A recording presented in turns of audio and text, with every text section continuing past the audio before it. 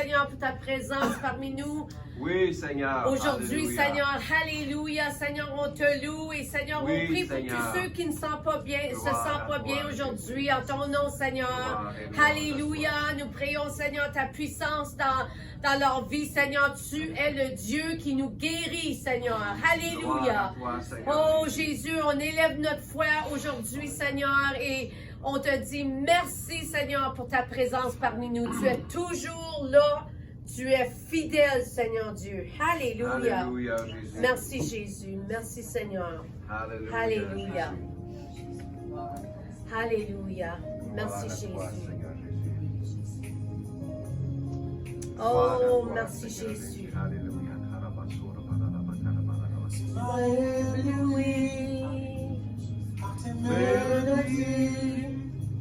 Sur ton d'un chant d'amour, chant de délivrance devant mes ennemis, de mes craintes s'enfuient.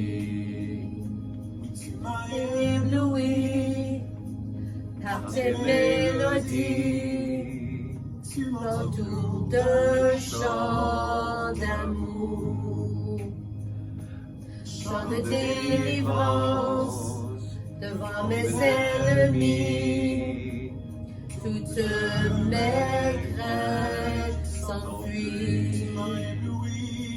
Tu m'as ébloui par tes mélodies, tu m'entoures d'un chant d'amour, chant de délivrance devant mes ennemis. Toutes mes craintes s'enfuient. Tu m'as ébloui par tes mélodies, tu m'entoures d'un chant d'amour, chant de délivrance devant mes ennemis. Toutes mes craintes s'enfuient. Je ne suis plus esclave de la peur. Je suis enfant de Dieu. Je ne suis plus esclave de la peur. Je suis enfant de Dieu. Je ne suis plus esclave de la peur. Je suis enfant de Dieu. Je ne suis plus esclave de la peur. Je suis enfant de Dieu. Oui, Jésus, tu m'avais choisi, appelé par son nom. Tu m'avais adopté dans la famille. Ton sang coule dans mes veines. Avant ma naissance, tu m'avais choisi et appelé par mon nom. Tu m'as adopté, je suis de ta famille. Ton sang coule dans mes veines. Je ne suis plus esclave de la peur. Je suis enfant de Dieu. Je ne suis plus esclave de la peur. Je suis enfant de Dieu. Je ne suis plus esclave de la peur. Je suis enfant de Dieu. Je ne suis plus esclave de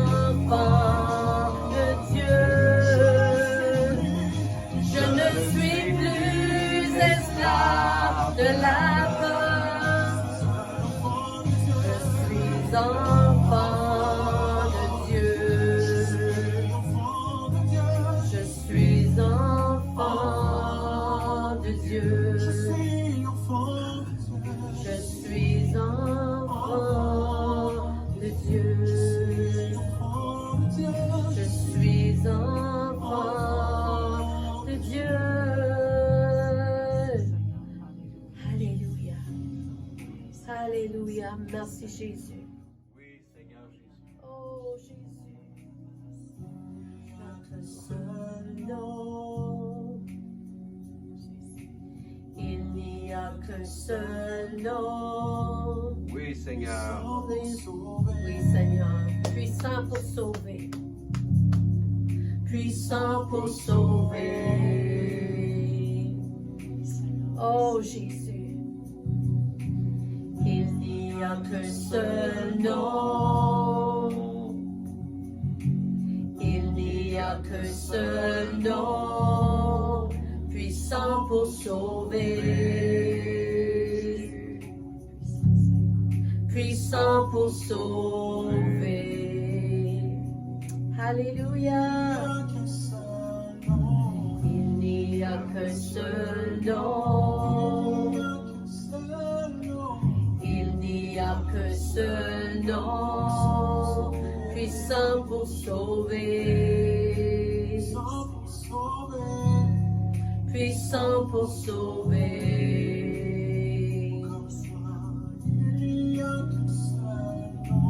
Il n'y a qu'un seul nom. Il n'y a qu'un seul nom. Puissant pour sauver. Puissant pour sauver.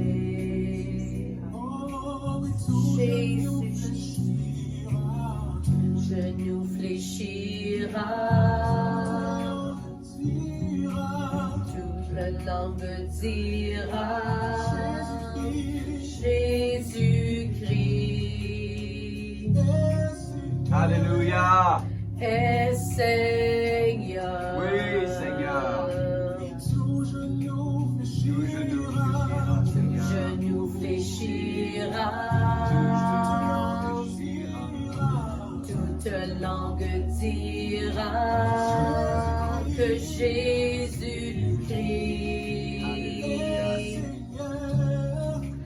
est Seigneur.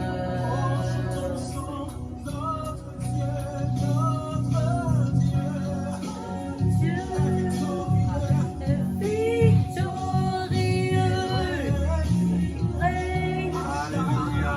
à jamais. À jamais. Oui, Jésus. Notre Dieu victorieux règne à jamais. À jamais.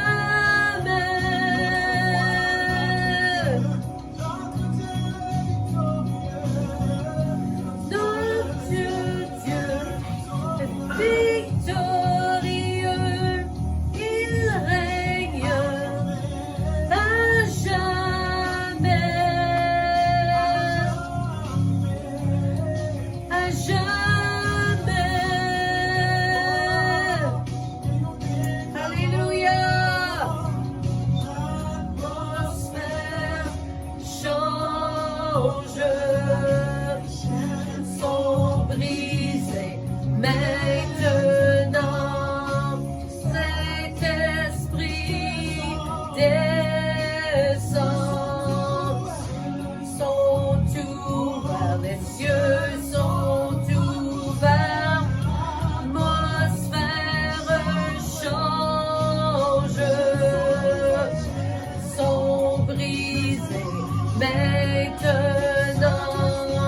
Saint-Esprit descend, sont ouverts, les cieux sont ouverts. L'atmosphère change, les chaînes sont brisées maintenant. Saint-Esprit descend, les cieux sont ouverts, les cieux sont ouverts. Saint-Esprit descend, les cieux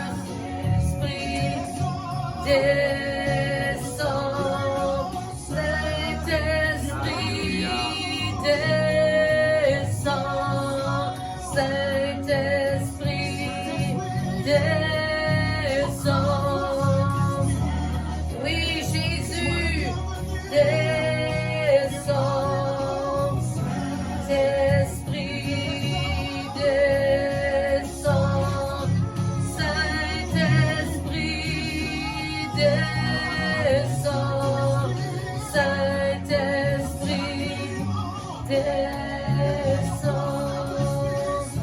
Oh oui, Jésus. Oui, Seigneur, alléluia. Jésus. Oh, alléluia.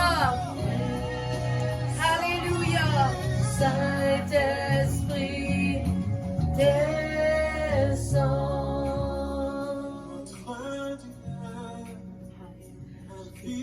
Victorieux, règne à jamais.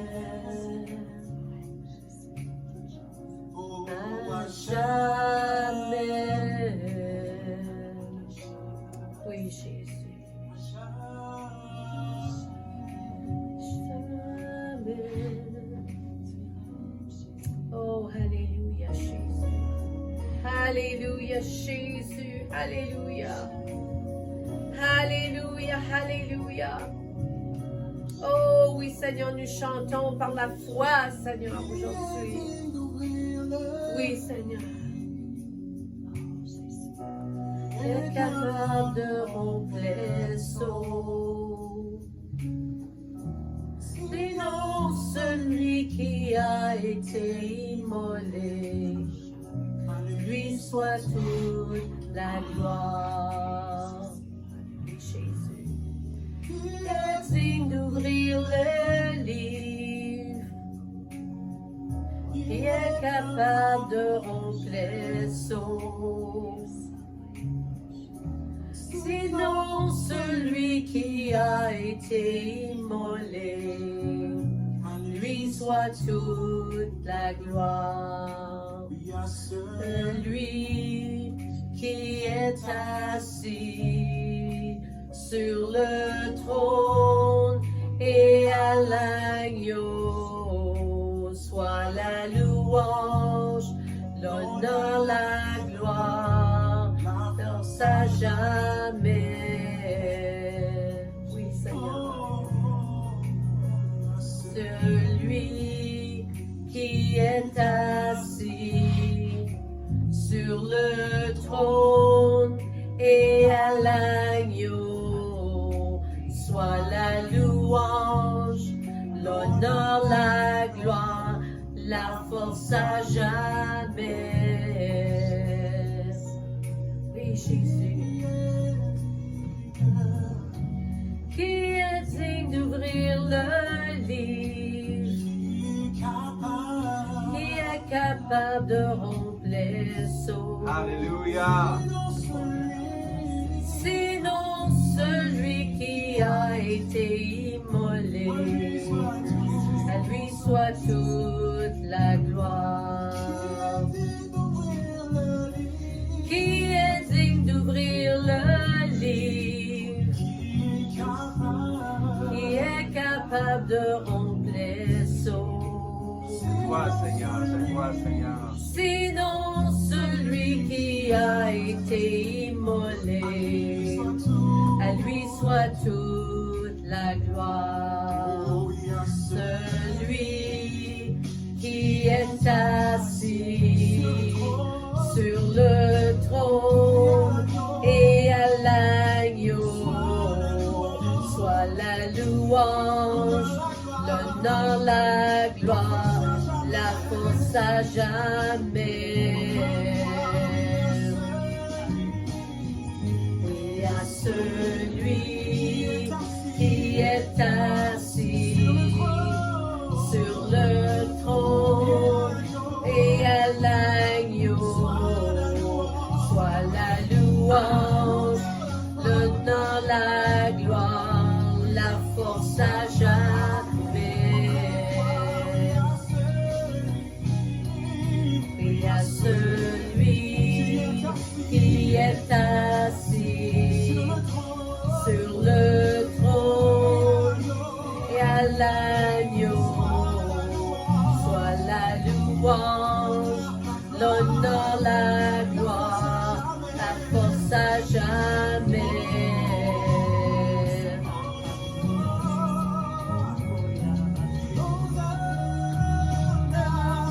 Au plus haut des cieux,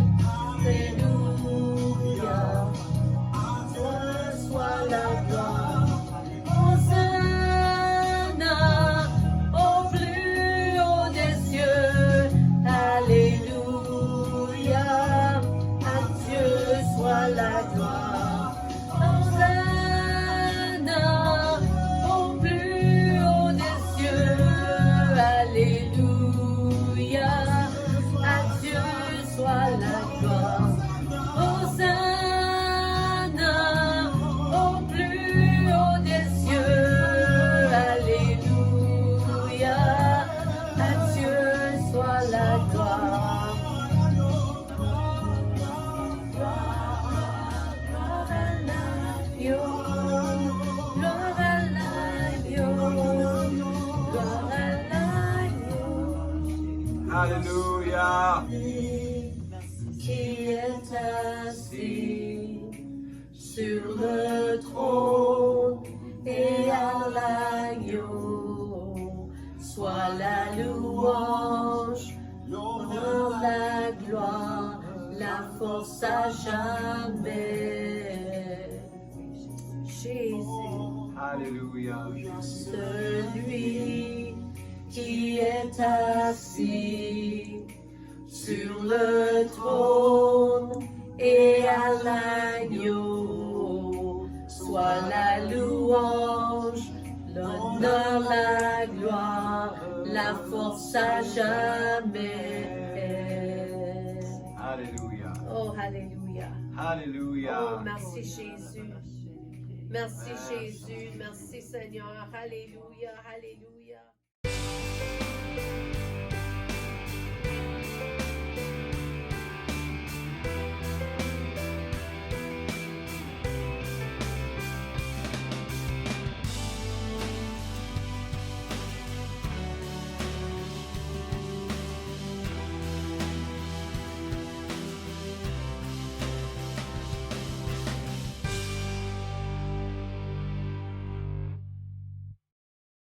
Bonjour tout le monde, alléluia. Bienvenue à notre service du dimanche. J'espère que le Seigneur est prêt à vous bénir. J'espère que vous recevez les bénédictions comme vous êtes à la parole, comme vous êtes obéissant à Jésus. Alléluia. Parce que c'est ça vraiment, être un chrétien, c'est de tourner nos vies envers lui et de lui obéir. Alléluia. On ne fait pas toujours ça à la perfection, je suis sûr, mais on s'asseye puis on continue. Peu importe qu'est-ce qui arrive. Alléluia. Alors, j'espère ça, c'est votre bénédiction aujourd'hui, que vous continuez, alléluia, à vous développer dans le Seigneur. Aujourd'hui, on va continuer dans le livre des Actes pour voir vraiment son caractère. Alléluia. On a vu quelques semaines passées son développement quand il était avec Étienne, puis après ça, quand il envahit l'Église. Mais aujourd'hui, on va vraiment le voir comment sa vie a changé du point ici. Alors, chapitre 9 du livre des Actes, versets 1 à 9. J'ai utilisé mon message aujourd'hui, la route longue et aveuglante. Alors, prions. Seigneur, je te remercie encore pour ta parole. Ta parole, Seigneur, nous montre, c'est un miroir, Seigneur, qu'on regarde dedans. Et on peut voir les caractères comme Saul, comme Pierre, Jean, Élie, Élisée. On peut voir et apprendre des leçons, apprendre d'eux. Aujourd'hui, Seigneur, on regarde à Saul et c'est lui, Seigneur, qui est devenu Paul. Et puis 2 tiers du Nouveau Testament a été écrit par lui-même, sous l'onction du Saint-Esprit. Alors, Seigneur, j'espère qu'on peut retrouver quelque chose de bon cette journée sur ce chapitre et ces versets. Au nom de Jésus, bénis ta parole à notre cœur. Amen. Alléluia. Bon, ça commence. Quant à Saul, il respirait toujours la menace et le meurtre contre les disciples du Seigneur. Il se rendit chez les grands prêtres et lui demanda des lettres pour la synagogue de Damas afin de pouvoir arrêter et amener à Jérusalem les partisans de cet enseignement qu'il trouverait homme ou femme. Et c'est drôle, vraiment, comme ça, il respirait toujours les menaces. Il était fâché, il était plein de haine, il était plein de toutes les choses négatives qu'une personne peut avoir, la rage. Il y avait une rage, il y avait une haine contre les disciples, les apôtres, contre Jésus même. Ça continuait. Verset 3, comme il était en chemin et qu'il approchait de Damas, tout à coup, un tout à coup vient de se montrer ici, là. Les tout à coup sont bons, ça. Alléluia. Tout à coup, ça veut dire que quelque chose va changer. Une lumière qui venait du ciel resplendit autour de lui.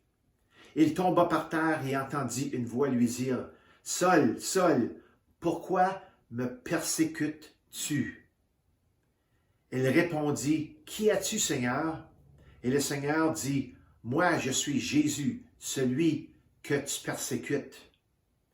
Lève-toi, entre dans la ville et on te dira ce que tu dois faire. » Les hommes qui l'accompagnaient s'arrêtèrent, muets de stupeur. Ils entendaient bien la voix, mais ils ne voyaient personne. Saul se releva de terre. Malgré ses yeux ouverts, il ne voyait rien. On le prit par la main pour le conduire à Damas. Il resta 3 jours sans voir et il ne mangea ni ne but rien. Wow! Ça, c'est une expérience. La première expérience qu'il a subie avec Jésus. Alléluia! Je me souviens, quand j'étais très jeune et nous rendions visite à mon grand-père du côté de mon père, il était toujours assis sur sa chaise. Il y avait une chaise berçante. Puis à côté de lui, il y avait un seau. Puis il y avait des journaux dans le seau. Puis on appelait ça un crachoir dans ce temps-là. La traduction française d'un spittoon, c'est quelque chose que tu... C'est un seau à broche. Je ne sais pas si c'est vraiment le mot français qui décrit ça. Puis il gardait toujours son côté droit. Je me rappelle, il avait pogné là comme ça, puis il mettait ça à terre. Puis... Ça, c'est mon grand-père. Il était né en 1899. Wow, ça fait longtemps passé. Puis je me suis bien amusé quand il essayait de m'accrocher avec sa canne. Puis pas juste moi, mes frères et mes sœurs. On riait. Et lui, il riait avec nous autres. Puis on avait vraiment un bon temps. Mais il avait toujours une misère à nous rattraper. Pas à cause qu'on était peut-être trop vite, mais parce qu'il était totalement aveugle. Vous voyez, mon grand-père, dans 1955, 54-55, j'avais entendu dire de mon père qu'il avait mangé quelque chose qui n'était pas bon, puis ça causait l'aveuglement, mais je ne suis pas sûr exactement. Mais il ne pouvait voir aucun de nous. Et donc, pour nous capturer ou bien nous accrocher, un de ses petits-enfants, avec sa canne, pour lui, c'était une grande victoire. Il disait que, oh, j'en ai un, puis il se dépêchait pour nous poigner, puis il avait vraiment du plaisir. Mais en tant qu'enfant, nous pensions que c'était plus amusant que triste d'être avec notre grand-père, sachant qu'il était aveugle. Simplement à cause de cette canne avec laquelle il essayait de nous attraper. Alors, nous, on ne s'inquiétait pas à cause qu'il était aveugle. On dit qu'on avait du fun. On avait du plaisir de jouer avec. Puis c'est vraiment des mémoires que j'ai gardées dans ma pensée. Je m'en rappelle très, très clairement. Je ne le savais pas alors, mais je suis sûr maintenant, et c'est ceci. Depuis que j'ai devenu chrétien, j'ai su une chose, c'est que Jésus peut guérir n'importe qui. N'importe qui est aveugle, peu importe. Il peut ouvrir tes yeux et te donner une nouvelle vision de voir les choses. L'expérience visuelle de voir toutes les belles couleurs de la nature et toute sa création. C'est ça que je parle. Alléluia. Il peut rendre ta vue à son objectif. Il peut te faire voir ce qu'il voit. Alléluia. Vous voyez, la mort de mon grand-père a déclenché quelque chose. Ça a déclenché une série d'événements qui m'a apporté à la croix de Jésus-Christ, qui m'a conduit à mon salut. Et ma croyance en Christ comme mon Seigneur et mon Sauveur. Et puis, je me rappelle de ça, quand il est décédé, c'était un temps que j'ai réfléchi beaucoup. Et puis, en réfléchissant ce qui concerne la mort et où on va quand on meurt, ça m'a vraiment fait penser. Certains diraient que c'est ironique, mais je dis que Dieu a utilisé la mort d'un homme aveugle pour me guérir de ma propre cécité, de ma propre aveuglement. Et donc, environ un mois après sa mort, j'ai donné ma vie à Jésus. Regarde ce que 2 Corinthiens 4.4 nous dit. Ça dit pour les incrédules, pour moi, qui était là, en temps, puis tout le monde. On est tous nés comme ça. Donc, le Dieu de ce monde a aveuglé l'intelligence afin qu'il ne voit pas briller l'éclat que projette l'évangile de la gloire de Christ, qui est l'image de Dieu. Vous voyez, notre aveuglement, ce n'est pas un aveuglement physique, c'est un aveuglement spirituel. L'histoire de Saul est l'une des plus intrigantes de toutes les Écritures. En raison de la haine et du dégoût qu'il avait pour les croyants en Christ, il est devenu une sorte de rockstar montante. Tu sais, c'est un nouveau rockstar qui travaillait pour le diable en acquérant la renommée en tant que principal destructeur de l'Église, instillant une crainte à tous ceux qui osaient croire en Jésus. Alors, il a vraiment fait un nom pour lui-même. Il était renommé à tel point que son contrat de chasseur de primes s'étendait au-delà de Jérusalem, dans la région de Damas. Il s'en va dans un autre pays, là. Il s'en va en Syrie, pour voir s'il y a des croyants dans les synagogues. Maintenant qu'il soit allé en cheval ou non, il y a un petit dicton qui dit que la lumière l'a assommé de sa place haute de son cheval à terre. Il y a un dicton qui dit ça. En anglais, il dit « He was knocked off from his high horse ». La raison qu'il dit ça, c'est à cause que Damas, puis entre Damas et Jérusalem, il y a 135 000 environ, qui est proche de 200 km.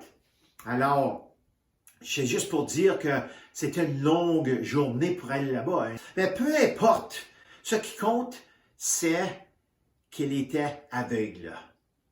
Avant qu'il parte, avant qu'il soit rendu, durant le chemin. Ceci, c'était avant que Jésus fasse briller sa gloire sur lui. Il ne pouvait voir rien à cause de sa haine, à cause de ses péchés, tout comme nous tous. On était tous comme ça. Il n'y en a pas un, la Bible a dit, qui s'est échappé de ses péchés. On a tous été nés comme ça. C'était un pécheur comme vous et comme moi. Il était aveugle. Et ensuite, il fut aveuglé. Le diable l'avait aveuglé et maintenant, c'était au tour de Jésus de l'aveugler. Il a connu la cécité dans deux sens. Spirituellement, par le péché, et physiquement par la lumière et la gloire de Dieu qui a descendu cette journée quand il était en route. Mais il était aveugle spirituellement avant que la grande lumière lui soit projetée dessus. Alléluia. Avant que la gloire de Dieu fasse tomber à terre. Alléluia. Comment ça marche là? Laisse-moi expliquer. Jésus a une façon intéressante de donner une tournure honnête aux choses. Les yeux naturels de Saul ne pouvaient pas voir la beauté spirituelle de Jésus. Ils ne pouvaient pas.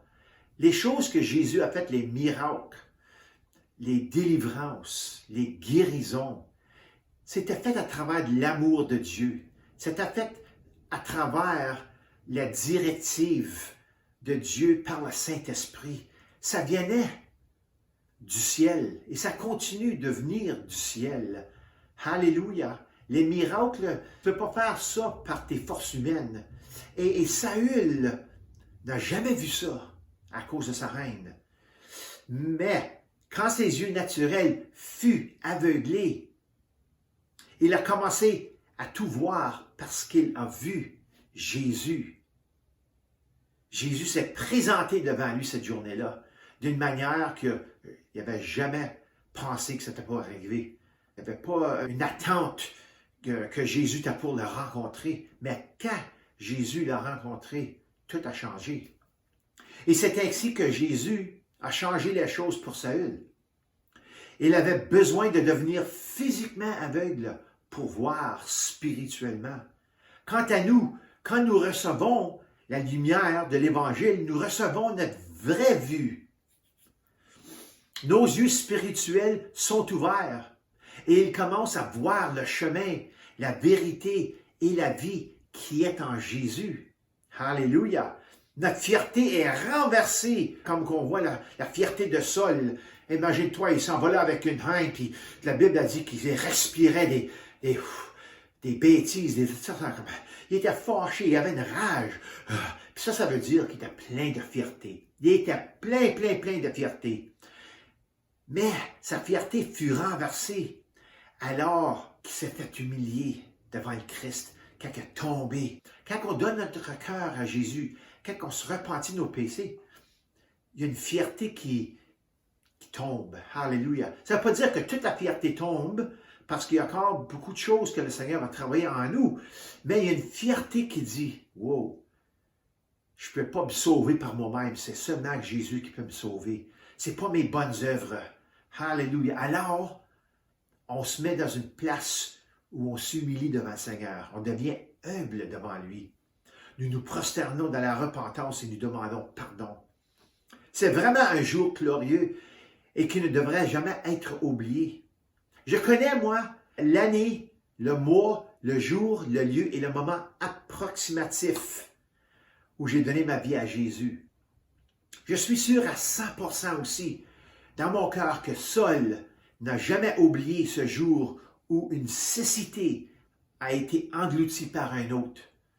Tu n'oublies pas jamais une expérience comme ça. Il a réalisé plus tard, par des révélations, comment les choses naturelles et les choses spirituelles fonctionnent vraiment. Auparavant, il ne savait pas ça. C'était seulement par la chair. C'était seulement par qu'est-ce qu'il voyait. Puis il y avait les notes, puis les écritures de Moïse, c'est sûr. Il savait qu'il y avait un Dieu, mais il n'y avait pas de relation.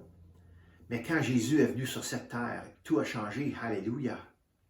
Avoir les yeux ouverts révèle la réalité de ce qui et quoi est réel. Rencontrer Jésus est une expérience de vie qui nous arrête net. Moi, je dis souvent comme ça, net, fret, sec. Ça veut dire, pow, comme ça m'arrête net. La direction de ma vie a pris un virage abrupt ce 22e jour du mois de mai 1984 à une église Pentecôte à l'entour de 8h30 parce que l'étude biblique commençait à 7h puis ça finit à l'entour de 8h30 et j'ai été voir le pasteur pour prier une prière pour entrer. Bien, je savais, peut-être que j'étais sauvé, mais je l'ai fait officiellement cette journée-là. Je m'en rappelle, le 22e journée du mois de mai 1984, environ 8h30, 9h moins quart du soir. Alléluia! Ça, je me rappellerai toujours. Mes yeux se sont suffisamment ouverts pour que je puisse au moins voir la réalité à quoi la vraie vie ressemble dans ce monde. Une vie centrée sur le Christ. Et mes yeux continuent toujours à s'ouvrir. Alléluia. Parce que quand on reçoit Jésus, c'est juste le commencement. Comme qu'on voit avec Paul. Qu'est-ce que tu veux que je fasse? À cause qu'il était aveuglé, il a su que c'était Jésus. Jésus s'est introduit à lui. Mais il y avait beaucoup de choses à apprendre, comme chacun de nous. Alléluia. La conversion spectaculaire de Paul devait lui prouver un point que beaucoup d'entre nous ont besoin de comprendre, que peu importe ce que la vie nous réserve, Jésus est réel et infiniment inégalé en puissance, sagesse, gloire, miséricorde et amour. Il n'y a personne, il n'y a pas un autre Dieu, il n'y a pas une personne qui a la puissance, la miséricorde, l'amour, la sagesse, la gloire que Jésus a. Alléluia. Alléluia. Infiniment inégal. Alléluia. Caïphe, qui était le grand prêtre ou le grand sacrificateur, et tous ces imposteurs phariséiques ont été avertis de la possibilité de lutter contre Dieu lui-même. On a lu ça, puis on va le relire encore dans une minute. Leur aveuglement à la possibilité que Jésus était le Fils de Dieu a entraîné le choix de s'habiller et de se battre contre lui. Regardons à nouveau à ce que le sage pharisien Gamaliel a dit pour avertir ses compagnons pharisiens. Voyons ce qu'ils ont jeté dans la poubelle. Écoute, allez avec moi dans le livre des Actes, chapitre 5. Puis on va commencer à verset 33. Le grand sacrificateur est furieux. Furieux de ces paroles, il voulait les faire mourir. Et on parle des apôtres et des disciples. Il voulait les faire mourir. Mais un pharisien du nom de Gamaliel, professeur de la loi, estimé de tout le peuple, se leva dans le Sanhédrin et ordonna de faire sortir un instant les apôtres. OK? Sortez ce gang-là, je vais vous parler un petit peu. Puis il leur dit, Israélites, faites attention à ce que vous allez faire vis-à-vis de ces hommes. En effet, il y a quelque temps, Theudas est apparu. Il prétendait être quelqu'un et environ 400 personnes se sont ralliées à lui. Il a été tué et tous ses partisans ont été mis en déroute et il n'en a rien resté. Après lui, apparut Judas le Galiléen à l'époque du recensement et il a attiré du monde à sa suite. Lui aussi est mort et tous ses partisans ont été dispersés. Maintenant, il dit, je peux juste le voir dire, maintenant, je vous le dis là, OK? Ne vous occupez plus de ces hommes et laissez-les faire. Si cette entreprise ou cette activité vient des êtres humains, elle se détruira. Ça va tomber, ça. Ça va tomber. En revanche, si elle vient de Dieu, vous ne pourrez pas la détruire. Ne courez pas le risque de combattre contre Dieu. Ils étaient avertis, là, OK? Ils ont été avertis. Ils se rangèrent à son avis, OK? Il dit, OK, on comprend. On sait ce que tu dis. Ils appelèrent les apôtres, les firent fouetter, leur interdirent de parler au nom de Jésus et les relâchèrent. Ça, c'était 4 chapitres passés. Alors, il y a beaucoup de choses qui arrivaient là. Avance rapide jusqu'à la route, OK, de ce temps-là, jusqu'à la rue de Damas, et vous en conclurez qu'ils n'ont pas écouté les conseils de Gamaliel, mais ont refusé de suivre une vraie sagesse. Puis moi, je crois dans mon cœur, c'était une vraie sagesse du Seigneur. Alléluia. Ils ont été avertis par le Saint-Esprit. Et nous, lorsque nous lisons et méditons sur cette histoire, que pouvons-nous tirer qui renforcera notre croyance et nous amènera au niveau suivant? Parce qu'on est toujours en train, comme qu'on grandit dans le Seigneur, on va toujours dans un différent niveau. Il y a des affaires qu'on a appris, ça fait longtemps, et c'est sûr, c'est ancré en nous, puis le Seigneur est toujours prêt à nous révéler des choses. Alors, on va d'une étape à l'autre, on grandit, on mûrit, alléluia. Alors, qu'est-ce qu'on peut retirer aujourd'hui qui va nous apporter au prochain niveau? Ou bien il va nous révéler quelque chose, alléluia. Alors, Saint-Esprit, révèle-nous quelque chose. Révèle-nous 2 choses aujourd'hui, alléluia. Regardons l'évidence. Premièrement, vous ne pouvez pas monter dans le ring et vous combattre contre Dieu. Première leçon. OK? Première chose à aller comprendre aujourd'hui, peu importe. Mais le diable le sait. Même le diable, il sait ça. Même le diable, il sait que tu ne peux pas te combattre contre Dieu. Nous en avons parlé au cours des 2-3 semaines de la façon dont Dieu sait tout de nous. Il sait tout à propos de nous. Même nos pensées et nos intentions. Comment qu'on peut vraiment aller contre lui d'une manière ou d'une autre, sachant que Dieu sait tout à propos de nous? Il connaît notre ADN. Il connaît les plus petites parties, les parties que même peut-être les docteurs n'ont jamais vues puis investiguées. Alléluia. Il nous connaît parfaitement. Alléluia. Il est inutile et futile de lutter contre Dieu. Écoutez, si tu entends ceci ce matin et que tu n'es pas un croyant, tu feras mieux d'abandonner maintenant. Donne ta vie à Jésus parce que pour lutter contre Dieu, c'est futile et inutile. Tu n'avanceras jamais. Alléluia. Pourquoi? Parce que Dieu a ton numéro. Il sait où tu habites. Et il t'aime plus que tu le saches jamais. Il t'aime assez, là, c'est incompréhensible. Alléluia. Et cet amour continuera à te poursuivre jusqu'à ce que tu t'abandonnes à lui et tu donnes ta vie à lui. Alléluia. Il t'aime, il t'aime, il t'aime. Chaque péché et chaque faiblesse, peu importe qu'est-ce que c'est, il t'aime quand même. Et il veut te délivrer, il veut que tu viennes avec lui, avec tous tes problèmes, avec tous tes péchés, avec toutes tes faiblesses. C'est ça qu'il veut. Il veut changer ta vie. Alléluia. Sais-tu que tes péchés, c'est vraiment quelque chose dans ta vie qui te détruit? Le péché détruit.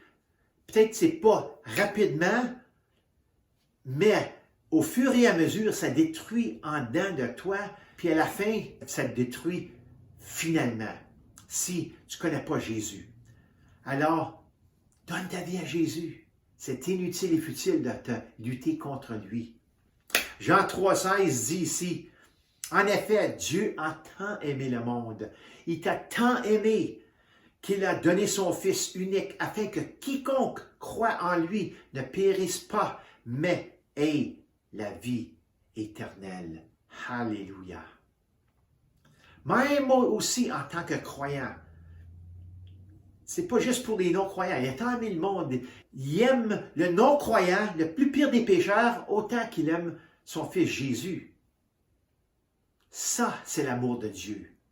Alléluia. Il n'aime pas une personne plus qu'une autre.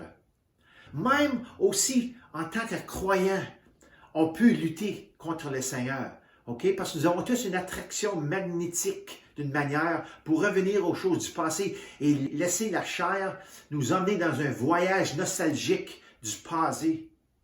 Le passé, ce n'est pas une bonne place à retourner. Mais quand nous faisons cela, nous luttons contre le processus de transformation que Dieu a investi en nous. En d'autres termes, nous luttons contre ce que Dieu a pour nous. Et chacun de nous passera par là. Tant que nous serons ici sur cette planète, OK, on est sur cette terre, le monde, la chair et le diable essaieront toujours de nous emmener pour une visite dans le passé. Pour une visite à « Oh, t'en rappelles-tu de ça? » Revivons ça, ces choses-là. C'est vraiment cool. Je me rappelle de ça. Oh, c'est sûr que tu étais chrétien, là, mais retournons. Non, ce n'est pas une bonne idée. OK? On va toujours du devant. On ne va jamais vers l'arrière. Alléluia. Et deuxièmement, nous devons avoir une crainte. Je parle d'une vraie crainte, là. Eh bien, pas exactement comme ça. C'est parce qu'il y en a qui disent « Aie peur, aie vraiment peur. » Non, ben, il faut avoir une crainte qui est saine envers le Seigneur. La version anglaise de ces versets 5 et 6 de notre texte explique la rencontre entre Saul et Jésus avec plus de détails. Écoutez, c'est une traduction française de l'anglaise. Verset 5, ça dit « Et il dit, quand la lumière est tombée sur lui, là, « Qui es-tu, Seigneur? » Alors le Seigneur dit « Je suis Jésus, qui tu persécutes. » Jésus lui dit ça ici. Il vous est difficile de donner des coups de pied contre les aiguillons. En autre mot, la vie est dure, hein? Assez de lutter contre moi, assez de mettre tes pieds, ces aiguillons. Et lui, tremblant et étonné, dit, « Seigneur, que veux-tu que je fasse? » Alors le Seigneur lui dit, « Lève-toi, va dans la ville et on te dira ce que tu dois faire. » Alors, Jésus lui montre que c'est difficile de lutter contre lui. Vraiment, là, qu'est-ce que Gamaliel il a dit, là? Tu es prêt à l'expérimenter tout de suite, là. Alors, c'est difficile de donner des coups de pied contre les aiguillons. Et puis après ça, il dit, il était tremblant et étonné. Regardons à ces deux mots-là parce que c'est des mots très puissants. Ça donne une vraie image à ce qui est arrivé. Puis le mot tremblant, c'est le mot en grec trémo. T-R-E-M-O. On a le mot tremblant. Puis ça veut dire terrifié. Ça veut dire, mais c'est sûr, quand la lumière, la gloire a tombé, puis il a entendu la voix, il était terrifié en dedans, c'est sûr. Puis on m'a prouvé ça par les Écritures. Puis ça veut dire trembler, ça veut dire tremblement, ça veut dire avoir peur. La racine de ce mot-là, trémo, ça implique la crainte et le respect. On respecte, on a une crainte, mais ce n'est pas une crainte qui nous fait tourner, pas comme Isaïe, parce que c'était différent. Ça, c'est une autre leçon pour une autre journée. Mais la gloire de Dieu, vraiment, peut nous assommer à terre, c'est sûr. Ça peut nous mettre en poudre, ça peut nous désintégrer. Mais Jésus n'est plus comme ça. OK? Mais sa gloire est assez forte et assez puissante. Sa présence est assez puissante. Ça demande de nous une crainte et du respect complète. Tu sais, tu es dans une place, là, tu es figé là, tu es barré là, puis tu ne veux pas dire un mot, tu vas pas avoir une pensée qui va peut-être avoir un éclair jeté du ciel. Alors, ça veut dire une crainte et un respect. Alléluia. Puis le mot étonné, ça vient du mot thambeo, qui veut dire avoir peur, être effrayé, s'émerveiller, être frappé avec.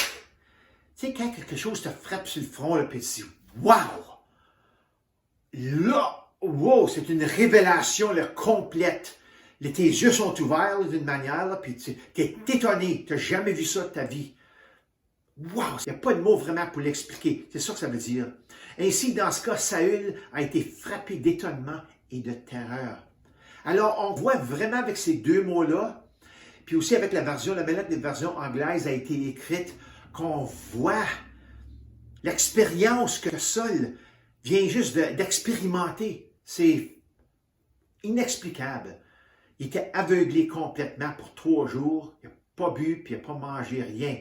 Il était complètement étonné et plein de terreur. Alors, comprendre le sens de ces mots est très important, car ils peignent la vraie image avec les vraies couleurs et avec le bon pinceau. Alléluia. Le livre des Hébreux, donc, beaucoup croient que Paul l'a écrit, même si personne n'est certain de ce qui a écrit le livre. Regardez avec moi à Hébreux 10, 31. Ça dit, oui, c'est une chose terrible que de tomber entre les mains du Dieu vivant. Alléluia. C'est peut-être lui qui l'a écrit, mais juste pour dire que l'Écriture est vraie ici. Et Paul a expérimenté ça. C'est une chose terrible. C'est une expérience terrible que Paul était à travers. Mais c'était une bonne expérience. Alléluia. Parce que sa vie a changé complètement.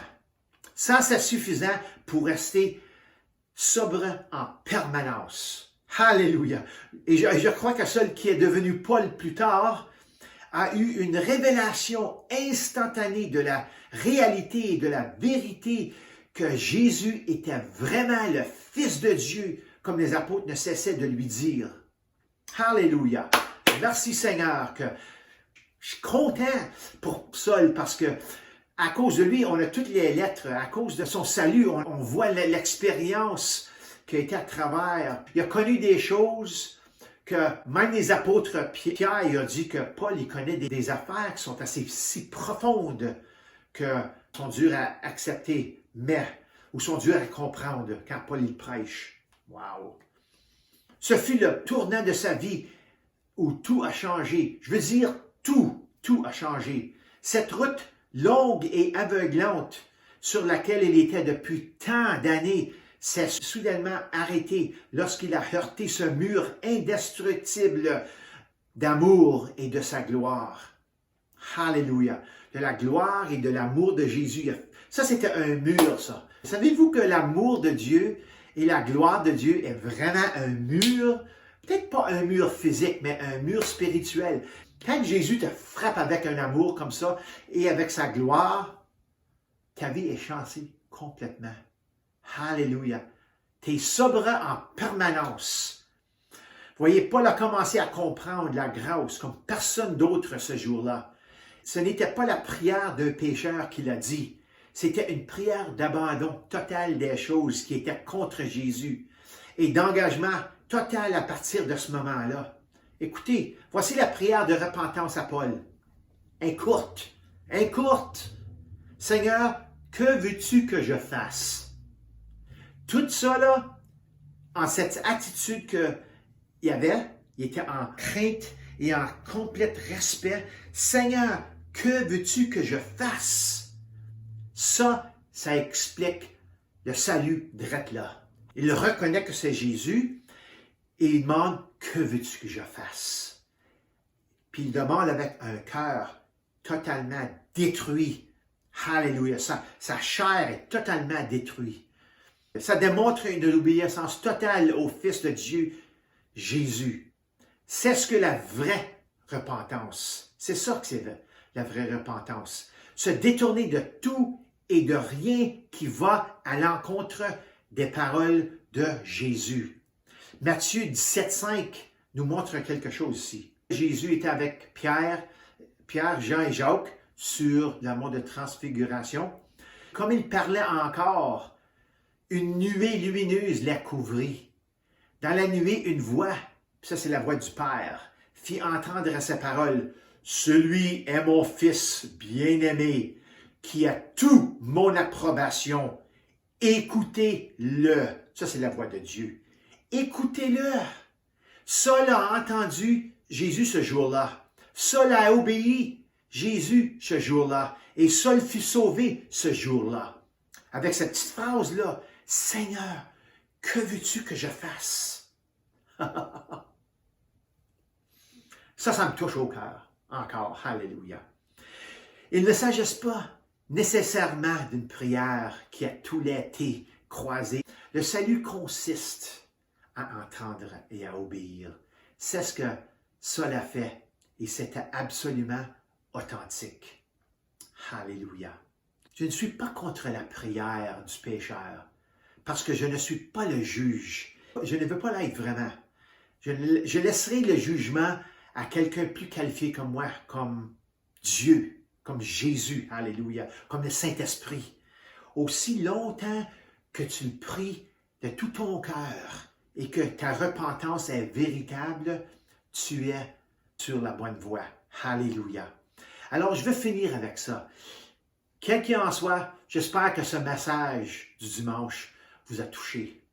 D'une manière ou d'une autre, que vous avez compris ce que l'expérience que Saul a expérimenté ce jour-là. J'espère que vous le comprenez. Alléluia. Et j'espère vraiment que vous ayez une bonne semaine selon sa parole-là. Comprenez que Dieu vous aime. Alléluia.